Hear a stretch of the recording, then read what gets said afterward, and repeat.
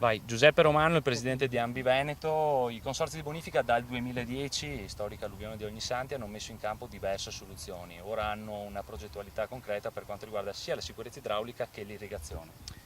Sì, oggi siamo qui in questa realtà importantissima dove vediamo che prende corpo una progettualità di grandi opere. I consorzi di bonifica evidentemente affiancano a questi grandi opere opere più piccole ma certamente anche quelle importantissime. La nostra progettualità si diversifica fra difesa idrogeologica, 123 progetti per 388 milioni di euro già destinati e già partecipano già a un bando nazionale all'interno di Italia Sicura e 39 progetti per 190 milioni di euro per l'irrigazione. Altrettanto problema immenso e grave perché d'estate evidentemente l'acqua serve anche per irrigare, soprattutto per irrigare in una regione come il Veneto dove l'agricoltura ha un trend di crescita importantissima sia dal punto di vista produttivo sia dal punto di vista anche della produzione lorda vendibile.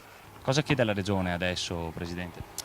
Noi alla Regione ora chiediamo di continuare gli investimenti che si sono fatti dopo il 2010 per le grandi opere, di continuare questi investimenti anche nelle piccole opere che sono altrettanto importanti e sono altrettanto sentite dalla popolazione.